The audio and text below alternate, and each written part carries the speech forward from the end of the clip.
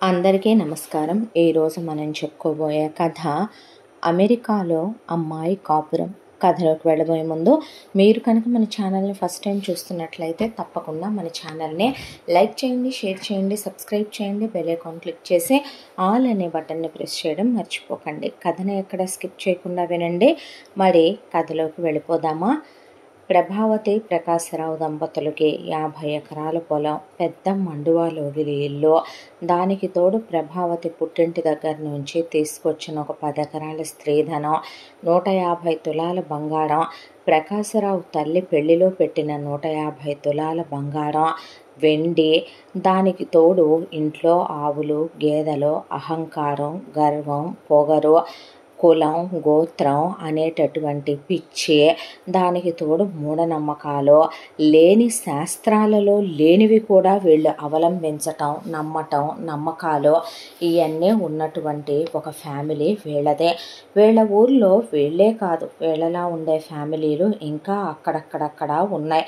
నవనాగరిక ప్రపంచంలో జనాలందరూ మారుతున్నా ప్రపంచంలో ఆడపిల్లల్ని విద్యాబుద్ధులు నేర్పించి వాళ్ళని ఉత్తమ స్థితులకి రాకెట్లు తోలే స్టేజులకు అమ్మా నాన్నలు ఎంకరేజ్ చేస్తున్నా వీళ్ళ వరకు మాత్రం ఛాందసవాదాలు, సాంప్రదాయాలు, వీళ్ళేమీ బ్రాహ్మలు కాదు. అలా అని తిండి విషయాల్లో వీళ్ళేమీ వాటిల్లో మూఢనమ్మకాలు, ఆచారాలు పాటించరు.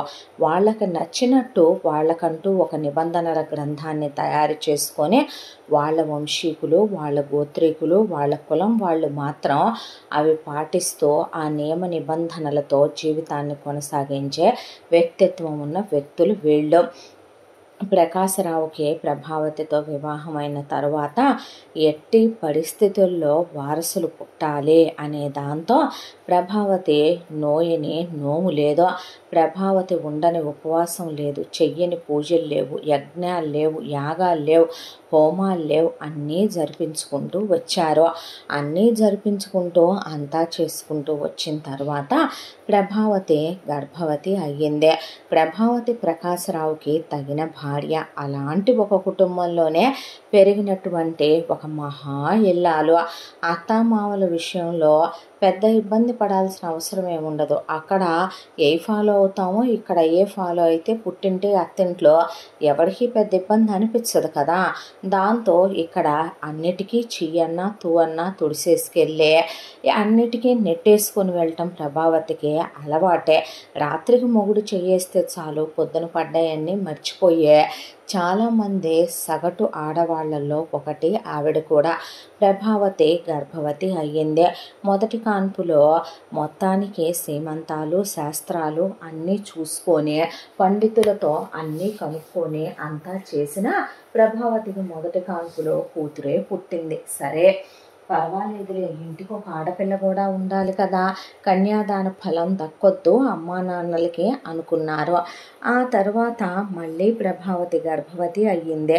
ఈసారి జాతకాలు చూపించి మరీ కొడుకు కోడల్ని కొత్తగా శోభనం చేసుకుంటున్నట్టు గదిలోకి పంపించి మరీ కాపురం చేయించింది ప్రభావతి అత్త ప్రకాశరావు అమ్మ. అయినప్పటికీ రెండో కాన్పులో కూడా ఆడపిల్లే సుప్రజ పుట్టిందే. ఆ తర్వాత ఎట్టి పరిస్థితుల్లో మూడో కాన్పులో మగపిల్లాడు పుట్టి తీరాలి, లేదంటే మీ అమ్మాయిని పుట్టింటికి పంపి మా అబ్బాయికి ఇంకో పెళ్లి చేస్తాం, లేదా మీ అమ్మాయిని కూడా ఒక పెళ్ళాంగా ఉంచి మగపిల్లాడు పుట్టే జాతకురాలను చూసి మా అబ్బాయికి ఇచ్చి చేసుకుంటాం అని చెప్పారు ప్రకాశరావు అమ్మా నాన్నలు. ఈసారి అన్ని పూజలు, వ్రతాలు, నోములు అయిన తర్వాత ప్రభావతి ప్రకాశరావుతో ఇక కలిసేపాటికి గర్భవతి అయ్యింది. అయిన తర్వాత అంజనాలు వేయించారు, అంత్రాలు కట్టించారు. మొత్తానికి ఎక్కడెక్కడ ఉన్నటువంటి దర్శనిల్లో వాటిల్లో చూస్తున్నాం, వీటిల్లో చూస్తున్నామని ఆకుకి పసరు రాసి, ఆకు కాటికి రాసి, ఒకవైపున నీళ్లల్లో, నూనెల్లో, దర్శనిల్లో చూసి వారసుడు పుడతాడు అని ఢంకా బజాయించి చెప్పుకొచ్చారు. అంతమంది సిద్ధాంతులు, యోగులు వీళ్ళెళ్ళే అడ్డమైనటువంటి సోదెమ్మల దగ్గర నుంచి అడ్డమైన రోడ్డమ్మటి వెళ్ళే వెర్రిగున్నల వరకు అదే చెప్పారు. అయితే కరెక్ట్గా అలా ప్రభావతికి 5వ నెల వచ్చిందో లేదో ప్రకాశరావు అమ్మ నాన్నలు ఒక ఒక్కసారి పెళ్ళికని చెప్పి వెళ్ళి అదేం కర్మో వీళ్ళు వెళ్ళింది పెళ్ళి బస్సులో. ఆ బస్సుకి యాక్సిడెంట్ అయింది. ఆ యాక్సిడెంట్లో డ్రైవర్తో సహా అందరికీ చిన్న చిన్న దెబ్బలతో ఏదో చిన్న గీసుకోవటం, చిన్న టించరేస్తే పోయేంత గాయాలతో బయటపడితే ప్రకాశరావు నాన్న కూర్చున్న చోట కూర్చున్నట్టే సీట్లో గుండాగి చచ్చి ప్రకాశరావు అమ్మ వాళ్ళ నాన్న మీద పడి సచ్చుందని 2 శవాలు తెచ్చారు. ఆ తర్వాత అమ్మా నాన్న పోయాడని అంత్యక్రియలు చేయించుకొచ్చాడు ప్రకాశరావు. అయిపోయిన తర్వాత ప్రభావతికి నెలలు నిండి ఈసారి కూడా ఆడపిల్లే పుట్టిందే. ఆడపిల్ల పుట్టడంతో పాటు ప్రభావతికి సీరియస్ అవ్వటం, వెంటనే కాన్పులు అవ్వటం, దానికి తోడు తేలిగ్గా డెలివరీలు అవుతాయని డెలివరీ అయ్యే 2-3 గంటల ముందు కూడా మొగుడుతో కాపురాలు చేయమనమని వాళ్ళ కులగోత్రీకులు చెప్పటంతో వెర్రి వెధవ వేషాలన్నీ వేసేసరికి డాక్టర్స్ పచ్చిబూతులు తిట్టి గర్భసంచికి ఇన్ఫెక్షన్ సోకిందని రిమూవ్ చేసేసారు గర్భసంచి.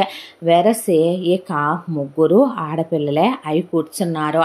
ప్రకాశరావుకి లోపల మగపిల్లాడు లేడనే, వారసుడు లేడనే ఇది ఉన్నా, ఇంకో పెళ్లి చేసుకుందామనే మోహం వ్యామోహం ఉన్నా ప్రకాశరావు ఏమి ఒక్క ప్రభావతి ఒంటి మీదే చెయ్యాడు. మనోడికి పెద్ద మనిషిగా ఊళ్ళో చలామణి అవుతూ పొద్దుగూకిన తర్వాత అత్తరు పూసుకొని సిలుకులాల్చి వేసుకొని తోట బంగళాల్లో ఉంపుడు గత్తెల దగ్గరికి వెళ్ళే వాళ్ళకి ఏమాత్రం తీసిపోడు.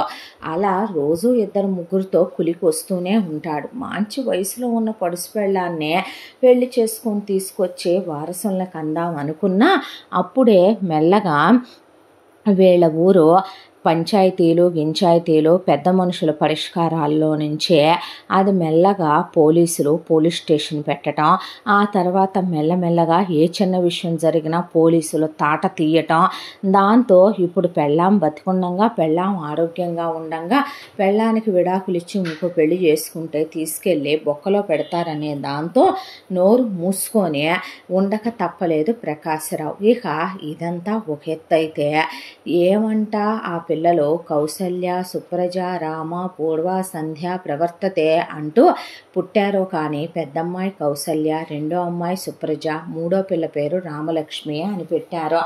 రామ అని పిలుస్తారు మూడో అమ్మాయినే. ఆ పిల్లలు ఏ మహాపాపం చేసుకొని ఆ కొంపలో పుట్టారో కానీ తల్లయ్యుండి ఒక మృగం కన్నా హీనమైన ఆడది ప్రభావతే. ఇక ప్రకాశరావు గురించి చెప్పాలంటే మనకి మాటలు కూడా సరిపోవు. పాపం చిన్న చిన్న పిల్లలయ్యుండే ఆడపిల్లల్ని పొద్దున్నే లేపటం, చన్నీళ్ళ స్నానాలు చేయించటం, మడి వస్త్రాలు కట్టడం, వాళ్ళ చేత గంటలు కళ్ళు పడిపోతుంటే ఈత బెత్తాలు తీసుకొని బాది పారేసి వాళ్ళతో పూజలు చేయించటం, పునస్కారాలు చేయించటం. వీళ్ళకి తెలిసిన బ్రాహ్మణ స్త్రీలు కూడా కొంతమంది ఉండి ఎందుకమ్మా అంత చిన్నపిల్లలతో, వాళ్ళకి ఇప్పుడు ఏం తెలుస్తాయనే, భలే వాళ్లే మీరు ఆచారాలన్నీ మంటగలిపారేమో కానీ ఇంకా మా కులంలో అవి పోలేదండి. సరే నిజమే, ఏ చావు వచ్చినా ఏ పెళ్ళొచ్చినా ఏ పబ్బం వచ్చినా మేము లేనిదే గతి లేదు మరి మీకు అని వెళ్ళేవాళ్ళు. ఇలా అందరితో ప్రభావతి హితం చెప్పించుకోవటం, వాళ్ళని తిట్టిపోసి పంపించడం అలవాటు. ఆ పిల్లల చేత ఈ కంట్లు తోమించడం, బట్టలు ఉతికించడం, ఇల్లు ఉడిపించడం, పొయ్యిలు అలికించడం, పొయ్యిల మీద వంటలు ఇంతంత పెద్ద పెద్ద గుండిగలు దింపించడం, అంతా దాంట్లో వీళ్ళు డైలీ నాన్ వెజ్ తింటారు. 4 రకాల నాన్ వెజ్లు, 4 రకాల వెజ్లు, మసాలాలు, రోళ్ళకేసే గారెలు, అవన్నీ పిండి రుబ్బే వండాలి. దోశల దగ్గర నుంచి 4 రకాల టిఫిన్లు, కుడితెల్లే కాఫీలు, పాడి దగ్గర పనులు చేయటాలు అంతా అయిపోయి ఆడపిల్లల్ని అసలు స్కూల్కే పంపించి చదివించకూడదు అనుకుంటే ప్రకాశరావుకి దూరపు బంధువు ఒక ఆయన ఉన్నాడు. ఆయన ఎప్పుడో పాపం అబ్రాడ్ వెళ్ళి సెటిల్ అయ్యి ప్రకాశరావు అమ్మా నాన్న సచ్చారని తెలిసి పలకరిద్దామని వచ్చిన ఆయన నీ పెళ్ళాం రోజుల్లో, నీ రోజుల్లో, నీ అమ్మా బాబుల రోజుల్లో, నీ అత్తమావుల రోజుల్లో జరిగిపోయినాయి. ఇప్పుడు ఆడపిల్లల్ని చదివించకపోతే పెళ్ళిళ్ళు చేసుకుంటారనుకుంటున్నావా అబ్బాయిలు? ఎవడికి గొప్పరా మన కులం ఉంటే, ఎవడికి గొప్ప మన గోత్రాలుంటే, ఎవడికి గొప్ప మన వంశాల గురించి మనం చెప్పుకుంటే, మరీ కాకపోతే మా తాతలు నేతులు తాగారు, మా మూతులు వాసన చూసుకోమని చెట్టు పేరు చెప్పి కాయలు అమ్ముకోవటం ఏంట్రా దరిద్రం. ఆడపిల్లలేంటి మగపిల్లాడేంటి ఈ రోజున మనం సానబెడితే ఏదైనా వజ్రమే. మట్టిలో మాణిక్యాలు దాగుంటున్నాయి. బుద్ధి తక్కువ పనులు చేయకరా సన్నాసే. ఆడపిల్లల్ని చదివించు. వాళ్ళని కనీసం డిగ్రీ అన్నా లేకుండా ఎవడు చేసుకుంటాడనుకుంటున్నావు? ఇవాళ ఆడపిల్లలకి సంగీతం, నృత్యం అన్నీ నేర్పించాలి. ఫోన్లు వాడటం దగ్గర నుంచి అన్నీ నేర్పించాలి. 150 చుక్కలు ముగ్గేసామా, 200 చుక్కలు ముగ్గేసామా అన్నది కాదమ్మా నేర్పాల్సింది. అది ఆయన మొగుడు పిల్లలకి గడ్డి పెట్టి వెళ్ళాడు. ఆ పిల్లలకి ఆ బట్టలేయటమేంటి, మీరేంటి, ఆ కథ ఏంటి అని ఆయన తిట్టి వెళ్ళినా మిగతా అన్నీ ఎక్కలేదు. కానీ మొగుడు పెళ్ళానికి రేపొద్దున చదువుకోకపోతే మళ్ళీ బాగా డబ్బున్న అల్లుళ్ళు కావాలి, అలాగని పెద్ద పెద్ద సంబంధాలు రావాలి, అలా మళ్ళీ డ్యామేజ్ అవ్వకూడదు వీళ్ళ ఇమేజ్. దాంతో ఆడపిల్లల్ని స్కూళ్ళకి పంపించడం మొదలుపెట్టారు. నరకంలో నుంచి కాస్త ఊరట తీసుకుంటా ఆ స్కూల్కే పోయేవాళ్ళు పాపం ఆ పిల్లలు. కాలచక్ర ప్రవాహంలో కర్మకి ఓణీల ఫంక్షన్లు అయి పెద్ద మనిషి ఫంక్షన్లు అయిన తర్వాత వంచిన తల ఇంటి దగ్గర వంచితే స్కూల్లో ఎత్తడం, స్కూల్ దగ్గర వంచితే ఇంట్లో ఎత్తడం. ఈ ఎంత దాంట్లో కూడా వాళ్ళ జీవితంలో వాళ్ళు తినే తిండి మారలా, కట్టుకునే బట్టలు మారలా, పిల్లలకి పొద్దున్నే లేసే నిద్ర మానలా, అలాగే ఇంటడి చాకిరీ మారలా. వాళ్ళ బతుకుల్లో వచ్చిన మార్పులు ఏవీ లేవు. అమ్మ కొట్టే దెబ్బలు, పెట్టే వాతలు, నాన్న కొట్టే దెబ్బలు. ఎందుకు కొడతారో తెలియదు, భయం ఉండాలి తండ్రి అంటే. ఎందుకు అమ్మ కొట్టుద్దో తిట్టుద్దో వాతలు పెట్టుద్దో తెలియదు, భయం ఉండాలి తల్లి అంటే. ఇక ఇలా రాక్షసుల కన్నా హీనంగా నరకాలు పెట్టి పెంచారు ఆ పిల్లల్ని. పెద్దమ్మాయిది డిగ్రీ కంప్లీట్ అయిపోయింది. అయ్యి అవగానే పెద్దమ్మాయికి వెంటనే పెళ్లి చేసేయాలనే దాంతో సంబంధాలు వెతికిచ్చాడు పెళ్ళిళ్ళ పేరయ్యని పెట్టి ప్రకాశరావు. అలా ఆ పెళ్ళిళ్ళ పేరయ్య దరిద్రుడు ఒక సంబంధం తీసుకొచ్చాడు. అబ్బాయి పేరు శేఖరు. వాళ్ళ అమ్మ నాన్న మంచివాళ్లే, తినాగొడవ వాళ్ళకి బాగానే ఉంది. అబ్బాయి వాళ్ళు ఇద్దరు అన్నదమ్ములు. వాళ్ళకి ఉన్న దాంట్లో ఏదైతే ఉందో ఒక 100 ఎకరాల పొలం ఇద్దరు కొడుకులకి చెరో 50 ఎకరాలు పెడతామని, దానికి తోడు శేఖర్దే ఒక మంచిదే ప్రైవేట్ సెక్టార్లో అయినా 1,00,000 రూపాయల పైనే జీతం వచ్చేటటువంటి ఓ ప్రైవేటు ఉద్యోగం. దాంతో చూడటానికి మనిషి బాగుంటాడు, ఇంకేం కావాలి అని కూతుర్ని నచ్చాడా, నచ్చటాలు గిచ్చటాలు అడగటాలేమీ ఉండవు. కాబట్టి మొగుడు పెళ్ళాం కౌసల్యని శేఖర్కి ఇచ్చి 15 ఎకరాల పొలం పెట్టి, ఆ తర్వాత దానికి తోడు ఎటు ఆ రోజున పుట్టింటోళ్ళు పెట్టిన 150 తులాలు, అత్తింటోళ్ళు పెట్టిన 150 తులాలు ఉన్నాయి. కాబట్టి తను ఇన్నేళ్లలో ఒక 50 తులాలు చేయించి పక్కన పెట్టుకుందే. పెద్దమ్మాయికి ఒక 100 తులాల బంగారం పెట్టి 15 ఎకరాలు, అలాగే ఆ అమ్మాయికి ఎకరం 50 లక్షలు చేసేటటువంటి పొలం ఇచ్చి, దానికి తోడు పిల్లకి 1 కోటి రూపాయల ల్యాండ్ పెట్టి, అల్లుడికి ఒక కారు ఇచ్చి సకల లాంఛనాలతో పెళ్లి చేసి పెద్దమ్మాయిని అత్తారింటికి పంపారు. పెళ్ళయ్యాక ఒక 1 నెల రోజుల పాటు మొదటి రాత్రుళ్ళు, ఆ తర్వాత పెద్దమ్మాయితో హనీమూన్కి వెళ్ళి రావటం. అత్తగారు చాలా మంచిది, మామగారు దేవుళ్ళు అంటోడు. వాళ్ళేమే ఆస్తులు ఏ కొడుక్కి పంచి పెట్టలేదు. వాళ్ళే ఇంకా సొంత వ్యవసాయం చేస్తూ పల్లెటూరులో ఉంటున్నారు. గట్టిగా ఆరోగ్యంగా ఉన్నారు అత్తమామలు. తోడికోడలు బావగారు ఎక్కడో వేరే ఊర్లో ఉంటారు. ఆయనది పెద్ద ఉద్యోగం, ప్రైవేట్ ఉద్యోగమే. ఆవిడ ఉద్యోగం చేస్తుంటే వాళ్ళకిద్దరు పిల్లలు కూడాను. వాళ్ళ గురించి దిగులు లేదు. ఇక కౌసల్యని కూడా వెళ్ళి వేరు కాపురం పెట్టుకోమని మామగారు వాళ్ళు 3 BHK ఇల్లు కొని పెట్టారు. ఆ తర్వాత ఎటు ప్రకాశ్రావు కారిచ్చాడు. అత్తగారు వాళ్ళ పెళ్లిలో కౌసల్యకు వాళ్లకు 100 తులాల బంగారం పెట్టారు. ఇటు నుంచి వీళ్ళు పెట్టిన చెరసార్లుగా అటు నుంచి వాళ్ళు బాగానే పెట్టారు. ఎంతవరకు బాగానే ఉంది. ఊరంతా మంచోళ్ళైతే సరిపోయిందా? పెళ్ళికొచ్చి పప్పన్నం తినే వాళ్ళందరూ మంచోళ్ళైతే సరిపోయిందా? చేతులు వాసన చూసుకొని వెళ్తారు. మనకన్నా ఎవరు బాగా పెళ్లి చేశారో నెక్స్ట్ టైం మళ్ళీ వాళ్ళ గురించే. ఎంతైనా మొన్న వాళ్ళ పెళ్లిలో వాళ్ళ పిల్లకి ఇంత పెట్టలే, వాళ్ళు ఇన్ని వంటలు పెట్టలే అని చెప్పుకుంటారు జనాలు. ఈరోజు తింటారు, రేపొద్దున వాష్రూమ్కి వెళ్ళి రాగానే అది మర్చిపోతారు. అమ్మాయి అబ్బాయి కదా ఎలా ఉన్నారనేది ముఖ్యం. కౌసల్యకి బొమ్మ కనపడటం మొదలైపోయింది శేఖర్తో. పచ్చి తాగుబోతువాడు శేఖరు. తాగుడు కూడా అంతా ఇంత కాదు, ఎప్పుడు జోగిపోతూనే ఉంటాడు ఆ తాగుళ్ళో. ఆ తాగుడుతో ఇక కౌసల్యని బూతులు తిట్టడం, కౌసల్య మీద చేయి చేసుకోవటం, రోడ్ల మీద పడిపోవటం, ఆఫీసుల్లో వాళ్ళని కొట్టడం. ఆ ఆఫీసులో ఉన్న సార్ శేఖర్ వాళ్ళ నాన్న కాబట్టి ఆయన ఉద్యోగంలో నుంచి పీకట్లేదని కౌసల్యకి తెలిసిందే. 1,50,000 జీతంలో 1,00,000 పైసలు మిగలవు. కౌసల్యకి అత్తమామలు ఉప్పని పప్పని సొంత కొంపే కాబట్టి ఆయనే వచ్చి కరెంటు బిల్లులని, సరుకులు వేయించటమని, బియ్యాలు తేవటమని ఆ అమ్మాయిని రోజు ఎముకల్లో సున్నం ఊడిందాకా కొట్టేవాడు శేఖర్. ఇలా జరుగుతుందని పుట్టింటి వాళ్ళకి చెప్పుకుంటే కష్టమో నిష్ఠూరమో మంచో చెడో ఆ కట్టెతోనే కాలిపోవాలి నువ్వు. ఆ ఇంటి కోడలుగా వెళ్ళిన తర్వాత ఆడపిల్లంటే ఏంటి, ఆడపిల్ల ఏడపిల్ల కాదు అని నువ్వు మాకు ఫోన్ చేయకూడదు. నువ్వు ఒకవేళ సస్తే చచ్చినప్పుడు కబురు చెప్పమను, మీ అత్త మామని పుట్టింటి పసుపు కుంకాలు తెస్తామని చెప్పి ఆ అమ్మాయి గోడు అరణ్య రోదనే అయిపోయింది. మొగుడు మారాలని, మొగుడు మారితే బాగుండని, తన జీవితం బాగుపడుద్దని అంతోటి మొగుడు పెళ్ళైనప్పుడు ఆ మొదటి రాత్రులు అన్నాళ్ళు, తర్వాత హనీమూన్కి వెళ్ళిన 10 రోజులే తప్ప మీద చేయి కూడా వేయడు.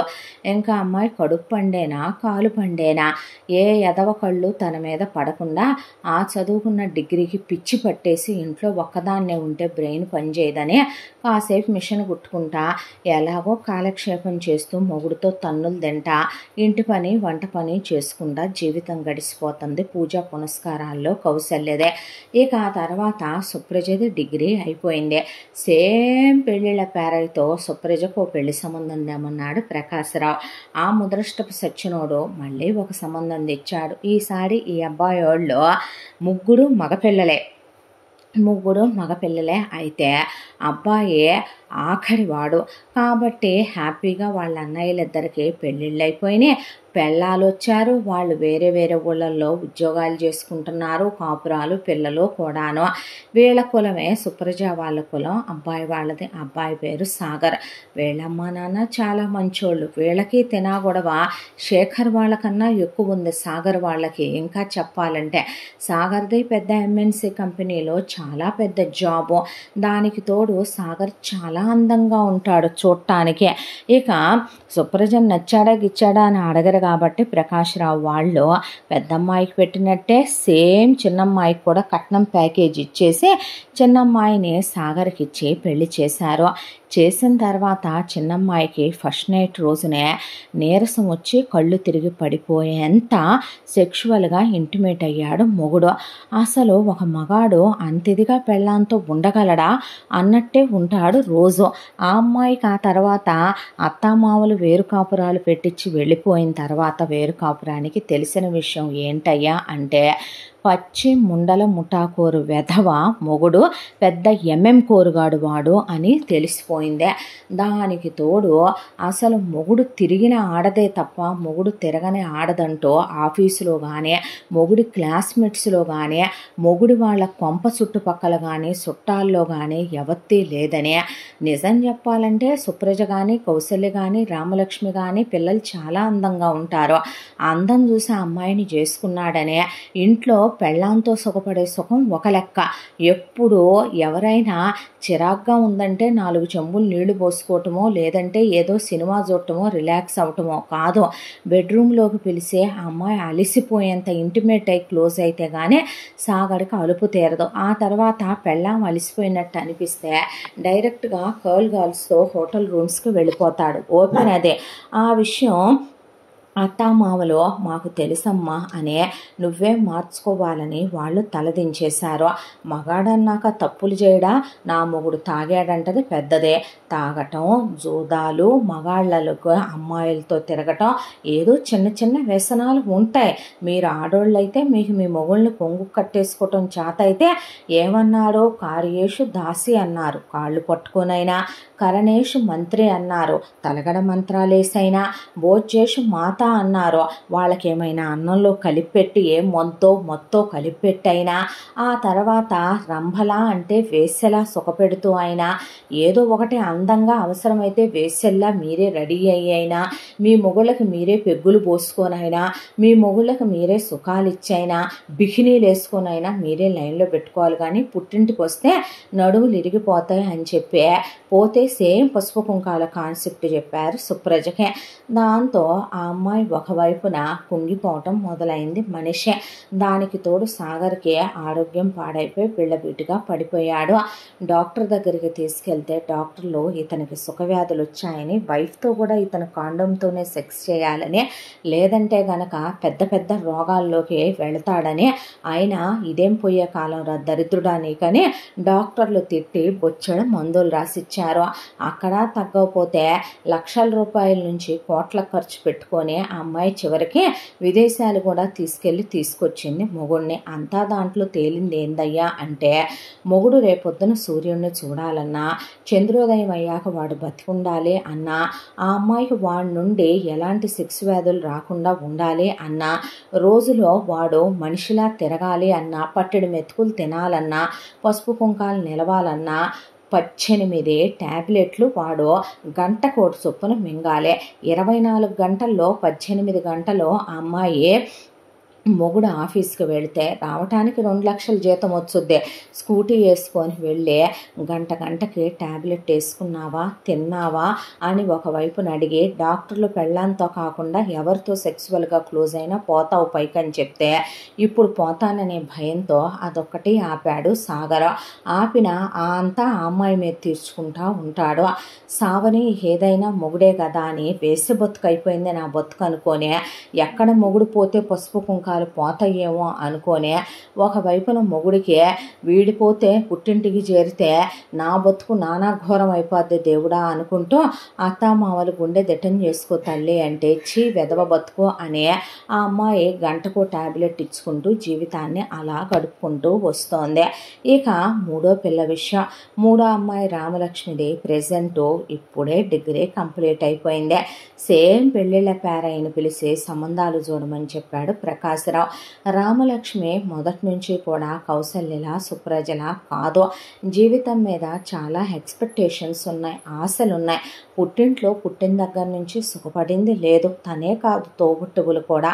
ఎప్పుడు అక్కలు ఇక్కడికి వచ్చిన పెద్దక్క చిన్నక్కకి చిన్నక్క పెద్దక్కకి చెప్పుకునేది ఏంటంటే నా మొగుడు తిరిగి వాడికి రాని రోగాలు లేవని రెండో అక్క, తాగి వాడికి లివర్ కొట్టేసుద్ది లంగ్స్ కొట్టేస్తాయి అంటున్నారు. పెట్టెలు సిగరెట్లు చైన్ స్మోకర్లా తాగుతున్నాడు. ఏం చేయాలో అర్థం కావట్లేదు. రీహాబిలిటేషన్ తీసుకెళ్దామంటే మా మామను కొట్టాడు, మా అత్తను కొట్టాడు, మా బావ వాళ్ళని మూసుకొని వెళ్ళిపోమ్మన్నాడు, నన్ను పడేసి చితగొట్టాడు, మొన్న తలకాయ బగలు కొట్టాడు, చెయ్యి ఇరిగిందని పెద్దక్క. నా మొగుడు కొట్టడు తిట్టడు కానీ కర్మ వాడిని డాక్టర్లు ఆడోళ్లతో తిరగొద్దన్నారని కళ్ళతో ఎదురింటోడు పెళ్ళాన్ని పక్కింటోడు పెళ్ళాన్ని వాచ్మెన్ గాడి పెళ్ళాన్ని చూసి కూడా మోజు పుట్టిందని గదిలోకి తీసుకెళ్ళి వాళ్ళందరినీ ఊహించుకుంటా నా మీద పడి కోరిక తీర్చుకుంటున్నాడు. ఎదవ బతుకని రెండో అక్క. ఇలా చెప్పుకుంటూ చిన్నదాని బతుకైనా మన బతుకులో కాకూడదమ్మా, నువ్వన్నా సుఖపడాలి, నీకన్నా మంచోడు రావాలి తల్లి, నువ్వన్నా జీవితంలో మాలా నరకాలు కష్టాలు పడకూడదమ్మా, నీ జీవితం బాగుండాలనే రోజు దేవుడికి దండం పెట్టుకుంటున్నావే చెల్లెలా అని చెప్పి వెళ్ళేవాళ్ళు. ఇద్దరూ కలిసి వచ్చినప్పుడు ఆ అమ్మాయికి పెళ్ళంటే భయం ఎంతుందో, మంచి మొగుడు రావాలని పాపం అన్ని పూజలు కూడా చేసుకుంది. ఆ తర్వాత పెళ్ళిళ్ళ పేరయ్య ఒక సంబంధం తీసుకొచ్చాడు రామలక్ష్మికి. పెళ్లి కొడుకు అమ్మా నాన్నలకి ఒక్కడే కొడుకని, అబ్బాయి పేరు జగన్ అనే, వాళ్ళ అమ్మగారి పేరు నాగమణి, నాన్నగారి పేరు వెంకటపతి అనే పెళ్ళిళ్ళ పేరయ్య పరిచయం చేశాడు. అబ్బాయి అమెరికాలో ఉంటాడని, పెద్ద ఉద్యోగం అని, అక్కడ సొంత ఇల్లు కారు కూడా ఉన్నాయని, ఇక్కడ వాళ్ళ అమ్మ నాన్నలు వేరే ఊర్లో ఉంటారని, వాళ్ళకి స్థిరచరాస్తులు బాగా ఉన్నాయని, ఉన్నది మొత్తం ఒక్కడే కొడుకు కాబట్టి అబ్బాయికే పెట్టుకున్నారు. చేసుకుంటారని పెళ్ళిళ్ళ పేరయ్య చెప్పాడు. చెప్పిన తరువాత రామలక్ష్మిని పెళ్లి కూతురుగా రెడీ చేసి తీసుకొచ్చి పెళ్లి చూపుల్లో కూర్చోబెడితే జగన్ రామలక్ష్మి వైపు చూసి నవ్వాడు. రామలక్ష్మి టక్మని ఒక్కసారిగా జగన్ వైపు చూసి కళ్ళు దించేసి ఉలిక్కి పడింది.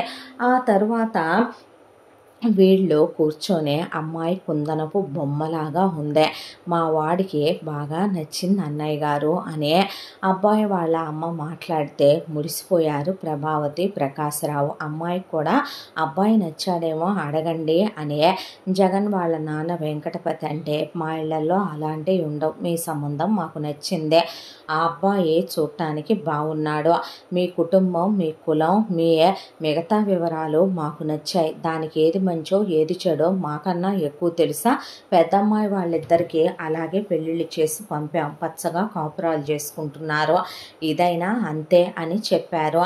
కాస్త త్వరగా పెళ్లి ముహూర్తాలు అయ్యి పెట్టుకొని మాకెటు నిశ్చితార్థం ఆనవాయితీ లేదు, త్వరగా పెళ్లి చేసి పంపించేస్తే అబ్బాయికి ఎక్కువ సెలవులు లేవు, శోభనాలు అవి కూడా అమెరికా వెళ్ళిన తర్వాత వాళ్ళు అక్కడే చూసుకుంటారు అని నాగమణి వెంకటపతి చెప్తే వెంటనే సంబంధం ఖాయం చేసుకొని అమ్మాయితో అబ్బాయితో నిశ్చితాంబులాలు ఇంట్లోనే మార్చుకొని ఉంగరాలు మార్పిచ్చి ఫోటోలు అవి దిగిన తర్వాత ఆ తర్వాత పెళ్లి బట్టలకి నగలకి వెళదాం పసుపు దంచేసి అనుకొని పెళ్ళి నగలకి తీసుకెళ్తే నీకు నచ్చినయే తీసుకోమ్మా అంటే, దాని మొహం దానికేం తెలుసు అని 50 తులాల్లో వడ్డాణం దగ్గర నుంచి కావలసినవన్నీ నాగమణి వెంకటపతి రామలక్ష్మికి కొనిచ్చారు.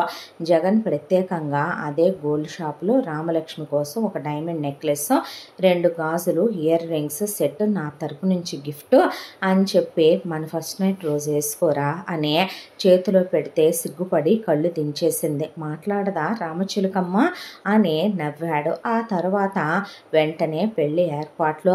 పెళ్లిలోనే వీళ్ళు 15 ఎకరాల పొలం పెద్దమ్మాయికి రెండో అమ్మాయికి పెట్టినట్టు పెడతామని, దానికి తోడు బంగారం 100 తులాలు మాత్రం ఇప్పుడే ఒంటి మీద పెట్టేశామని, దానికి తోడు అమ్మాయికని కొన్న వెండి 10 కేజీలు ఇక్కడే ఉందని, పట్టు చీరలు 100 కొన్నామని, మాకు డ్రెస్సులు వేసుకునే అలవాట్లు లేవని, దానికి తోడు పెద్దల్లుడికి రెండో అల్లుడికి కారు ఇచ్చాము, మూడో అల్లుడికి కారు ఉందన్నారు కాబట్టి ఇదిగోండి మీరు 80 లక్షల రూపాయలు ఏ కారు కొనుక్కుంటారో 20 వేసి ₹1 కోటి ఇస్తున్నామని ఆ డబ్బులు అల్లుడి చేతిలో పెట్టారు. వద్దన్న అబ్బాయికి హ్యాండ్ చైను, మెళ్ళో చైను, ఉంగరము, కడియము పెట్టుకొచ్చుకున్నారు. ఆ తర్వాత అమ్మాయికి ₹1 కోటి ల్యాండ్ కూడా రాశాము అని చెప్పారు. చెప్పిన తర్వాత సరేనని ఆ తర్వాత కనీసం రామలక్ష్మి అత్తగారింటికి వెళ్ళి గృహప్రవేశం చేసి దీపం కూడా వెలిగించింది లేదు. ఇలా పెళ్లి బట్టల మీద పెళ్ళవ్వగానే వెంటనే వీళ్ళు 3వ రోజునే ఇక్కడే తాళి మార్చేశారు. తాళి మార్చి వెంటనే నల్లపూస ఎర్రపూస ఎక్కిచ్చేసి తాళిని గొలుసులోకి మార్చారు. మార్చిన తర్వాత వెంటనే అక్కడి నుంచి కావలసిన కొన్ని ప్యాకింగులు తీసుకొని పుట్టింటి దగ్గర నుంచే నగలకి వెండికి ట్యాక్స్లు అవి నేను పే చేస్తానంటే, వద్దు బాబు మేమే కడతామని ప్రకాశరావు వాళ్ళు అన్నాక ఆ ల్యాండ్ అలాగే ఆ పొలం కూడా మీ పేరు మీదే ఉందిగా అంకుల్ అంటే, ఉందయ్యా మీరు వచ్చే సంవత్సరం వచ్చేసరికి రిజిస్ట్రేషన్ చేయిస్తాను, అల్లుడు గారు లాయర్ గారు బిజీగా ఉన్నాడు, అందుకే అమ్మాయి పేరు మీద చేయించడం కుదరలేదంటే నో మోర్ ఫార్మాలిటీస్ మావయ్య, ఇప్పుడు వాటన్నిటి గురించి ఆలోచించే టైం నాకు లేదని అప్పటికే రామలక్ష్మికి పాస్పోర్ట్లు వీసాలు రెడీ అయిపోయి ఇక అందరూ ఎయిర్పోర్ట్కి వచ్చి సెండ్ ఆఫ్ ఇస్తే రామలక్ష్మిని తీసుకొని జగన్ ఫ్లైట్ ఎక్కేశాడు. ఆ తర్వాత మరి మేము వెళ్ళొస్తామని చెప్పి నాగమణి వెంకటపతి అక్కడి నుంచి వెళ్ళిపోయారు. వెళ్ళిపోయిన తర్వాత అత్తగారు పెట్టిన 50 తులాల బంగారం డైమండ్ సెట్, అలాగే పుట్టింటి వాళ్ళు పెట్టిన 100 తులాల బంగారం, వెండి, తన బట్టల ప్యాకింగ్లు అన్నీ తీసుకొని పిండి వంటలు, పచ్చళ్ళు, వడియాలు, ఊరగాయలు మొత్తంతో పాటు కలిసి రామలక్ష్మి మొగుడుతో కలిసి కొత్తింటి దగ్గరికి వెళ్ళింది. తలుపు తెరిచి చూస్తే 2 అంతస్తుల పెద్ద ఇల్లు, దానికి తోడు బేస్మెంట్లో ఇంకా ఇంకొక ఫుల్ హౌస్ అంతా ప్లేస్ ఉంది అని చెప్పాడు జగన్. చెప్పిన తర్వాత రా లోపలికి, ఇక్కడెవరు హారతి ఇవ్వర్లే అని రామలక్ష్మి ఇంట్రోవర్ట్గా పెరిగింది కానీ జగన్ చాలా కలివిడిగా మాట్లాడతాడు. లోపలికి రమ్మని రమ్మనమని ఇద్దరం కుడికాలు పెట్టి వెళదాం రమ్మనమని లోపలికి తీసుకొచ్చాక ఆ అమ్మాయికి ఇల్లంతా తిప్పి చూపించాడు. వాడే మిషన్లన్నీ చూపించాడు. తాను పనిచేసే ఆఫీసు ఇక్కడి నుంచి వెళ్ళటానికి 1 గంట, రావటానికి 1 గంట పట్టుద్దని, గరాజులో 2 కార్లు ఉన్నాయని, నేను ఎప్పుడు ఈ కారే వాడతానని, ఇంట్లో 3 ల్యాప్టాప్లు ఉన్నాయని, మీ వాళ్ళతో నువ్వు స్కైప్లో మాట్లాడుకోవచ్చని, కనపడతారు కూడానని, నేను 1 ల్యాప్టాప్ ఎక్కువగా ఆఫీస్ వర్కులకి వాడతానని, ఇది నువ్వు వాడకు, దీంట్లో ఏదైనా ఫైల్స్ తొందరగా కరెక్ట్ అయిపోతాయి అని చెప్పి ఆ అమ్మాయికి చెప్పాడు. చెప్పిన తర్వాత అన్నిటికీ తల ఊపిన తర్వాత తెచ్చిన ప్యాకింగ్లన్నీ సర్దటంలో హెల్ప్ చేశాడు. అన్నీ సర్దేసుకున్నారు.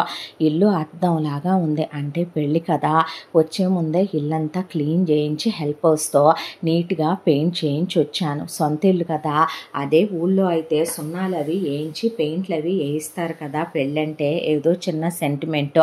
అంటే పూజ గది అని అడిగింది రామలక్ష్మి. పూజ గదేమీ ఉండదు రామ, ఇక్కడ చిన్న మందిరమే. అంటే ఇక్కడ ఎక్కువగా ధూపాలు వేయటం, దీపాలు వెలిగించడం, ఫైర్ అలారమ్స్ మోగితే అలాంటివి ఏమీ చేయకూడదు, అందుకని ఇదిగో ఇలా చిన్నగా వెలిగించుకో, ఇవి ధూపు రానివి అని చెప్పాడు.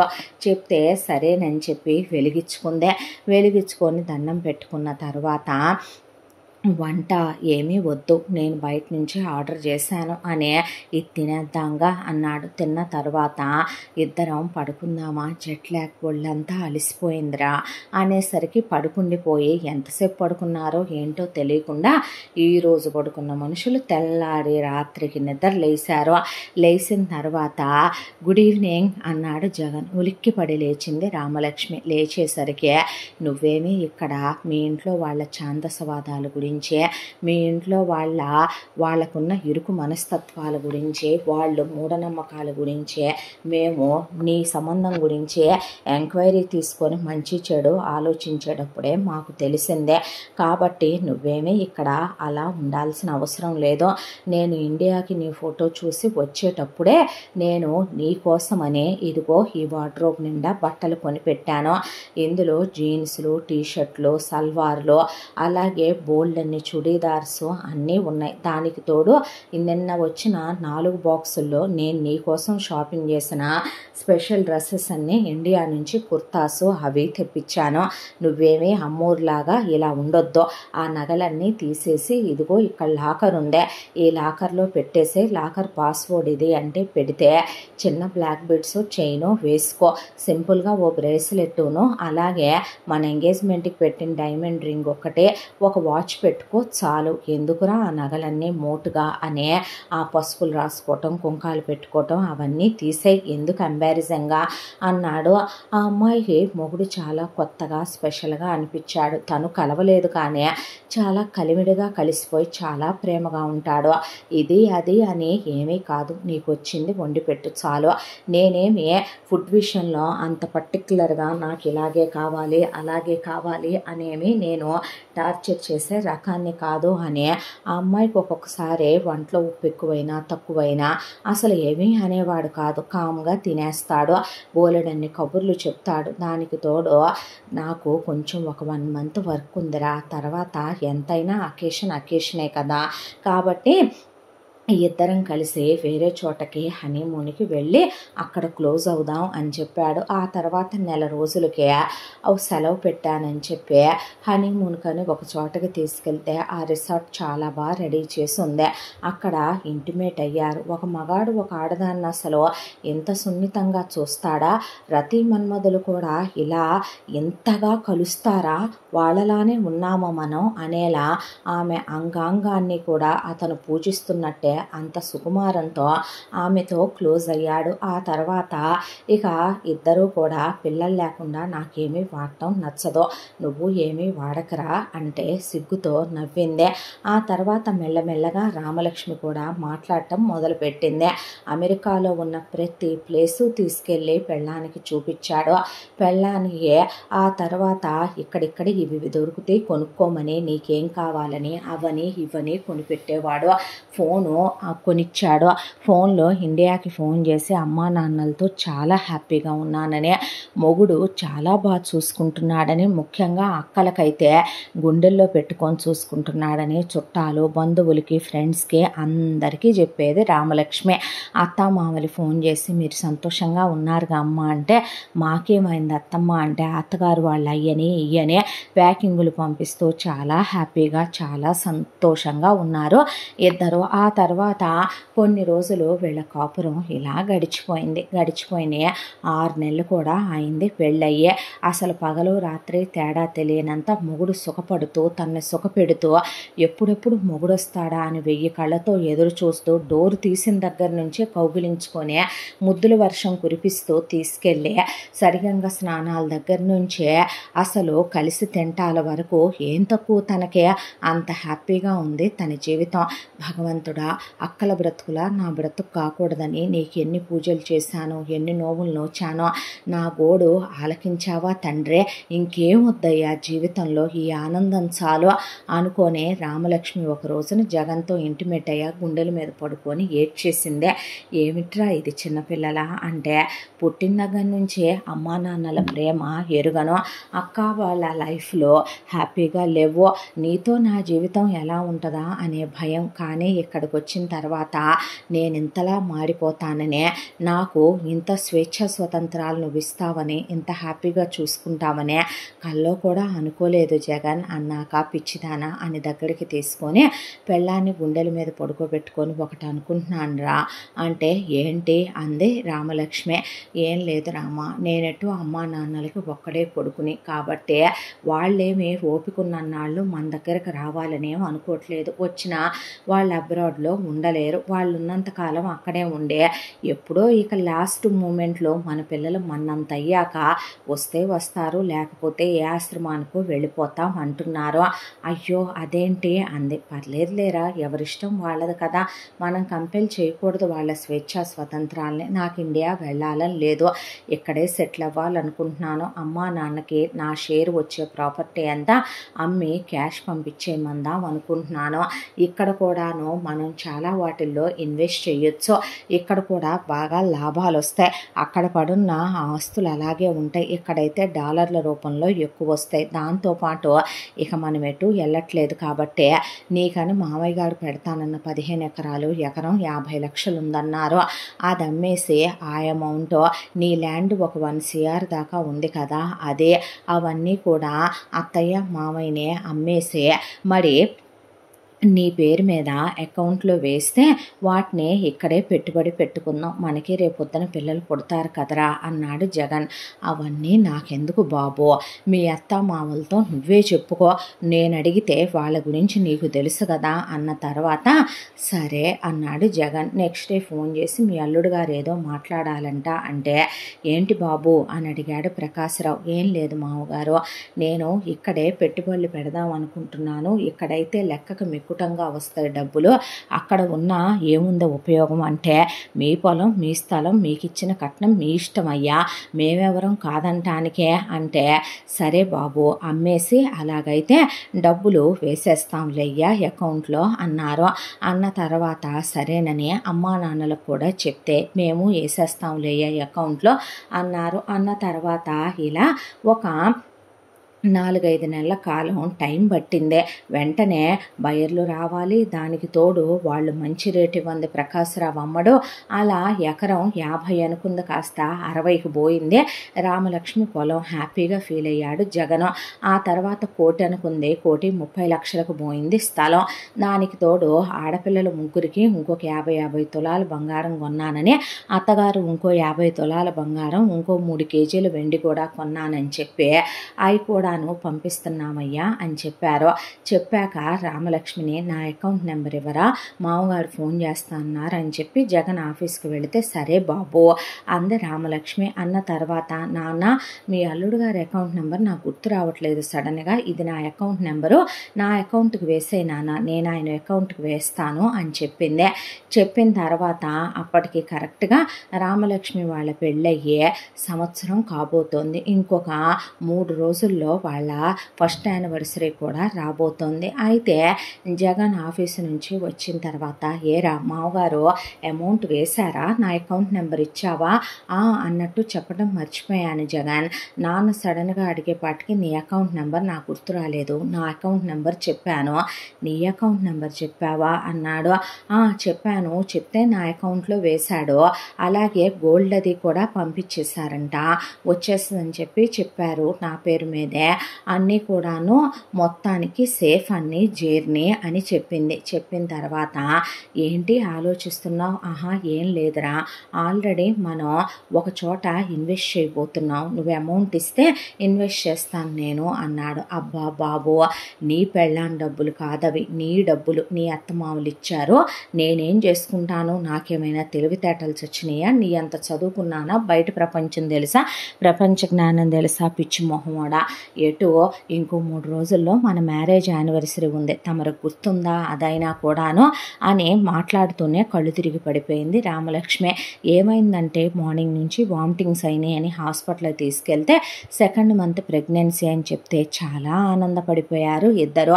ఆ తర్వాత అత్తయ్యకి మామయ్యకి అమ్మ నాన్నకి చెప్పవా? అబ్బా ఇప్పుడేం వద్దు, ఓ మంచి రోజు చూసి సర్ప్రైజ్గా చెప్పాలి, నానమ్మ తాతయ్య అమ్మమ్మ తాతయ్య కాబోతున్నారని. అక్క వాళ్ళకన్నా ముందే అమ్మని చేసేసావు నన్ను మొత్తానికే అనేపాటికి పర్లేదులేరా, బిడ్డొచ్చిన వేళ అలా అంతా మంచి జరుగుద్దేమో అన్న తర్వాత సరే మరి యానివర్సరీ గిఫ్ట్ ఏంటి అని అడిగింది రామలక్ష్మి. నేనేం మర్చిపోలేదులే దెయ్యం అని పెళ్ళాం వేలికి ఓ డైమండ్ రింగ్ తీసుకొని చేతి మీద ముద్దు పెట్టి పెళ్ళాన్ని కౌగులించుకొని క్లోజ్గా ఇంటిమేట్ అయ్యారు. తర్వాత మరి నీ సర్ప్రైజ్ నువ్వు ఇచ్చావో, కరెక్ట్గా ఇక్కడి నుంచి ఎల్లుండే కదా మన మ్యారేజ్ యానివర్సరీ, మరి నాకు ఇన్నాళ్ళు తమరు గురువుగారు అయ్యుండి కారు డ్రైవింగ్ కూడా నేర్పించారు కదా, మరి పెళ్ళాం ముచ్చటపడి అడిగితే నేర్పించడా ఏ మొగుడైనా అన్నాడు జగన్. సరే నిన్ను ఒక స్పెషల్ ప్లేస్కి తీసుకెళ్తాను, అక్కడికి వెళ్ళిన తర్వాత నేను నీకు ఓ సర్ప్రైజ్ ప్లాన్ చేశా అంది రామలక్ష్మి. అవునా అనే ఇద్దరూ కలిసి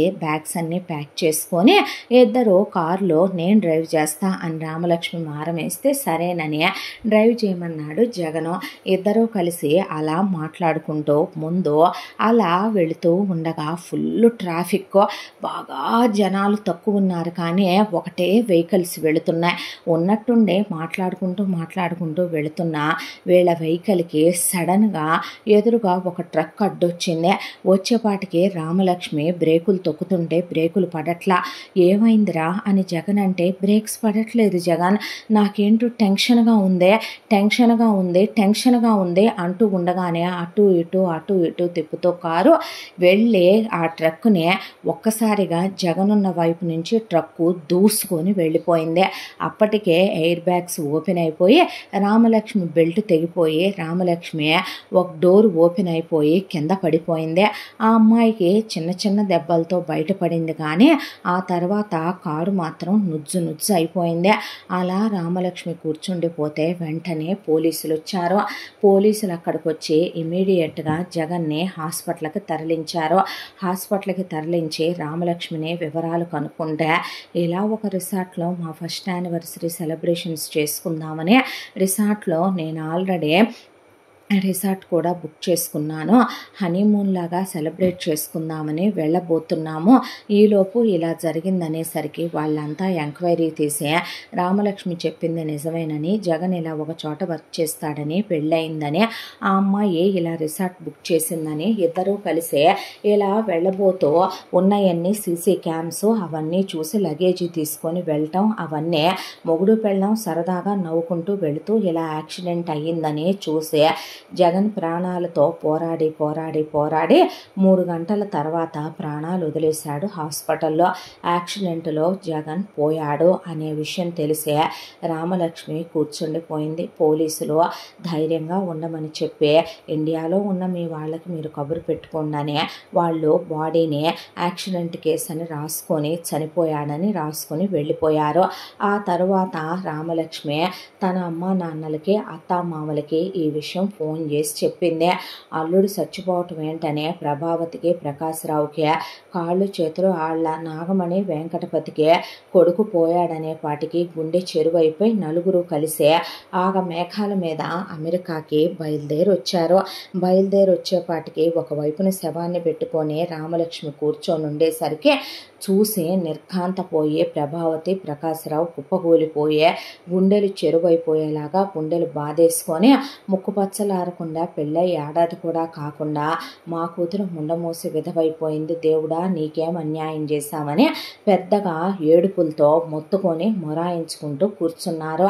ఒకవైపున నాగలక్ష్మి, వెంకటపతి మొహంలో రంగులు మారిపోయే కొడుకు పోయాడనేసరికి గుటకలు మింగుతూ మొహంలో రక్తం చుక్కలేదు, కళ్ళల్లో నిప్పులు కారిపోతూ అలా కళ్ళల్లో నుంచి ధారాపాతంగా నీళ్లు కారిపోతూ వెక్కిళ్ళు పెట్టి ఏడ్చారు. ఆ తర్వాత అక్కడే జగన్ అంత్యక్రియలు పూర్తయిపోయిన తర్వాత రామలక్ష్మిని పద మాతోనే ఉందుగా, నువ్వు మా కోడలివి కదమ్మా బయలుదేరదాం అంది నాగమణి. అంటే లేదండి, నేను ఆయన జ్ఞాపకాలతో ఇదే ఇంట్లో ఇక్కడే ఈ ఊళ్ళోనే ఉండాలనుకుంటున్నాను, పోనీ మాతో రావే అన్నారు అమ్మా నాన్నలు. నేనెవరితోనూ రావాలనుకోవటం లేదు, నేను ఇక్కడే ఉంటాను, నేను రాను అనేసరికి ఏం మాట్లాడుతున్నావు నువ్వు అంటే, నేను రానంటున్నానా, ఆయన జ్ఞాపకాలతో ఇక్కడే అంటున్నానా అని రామలక్ష్మి లోపలికి వెళ్ళి డోర్ వేసేసుకుంది.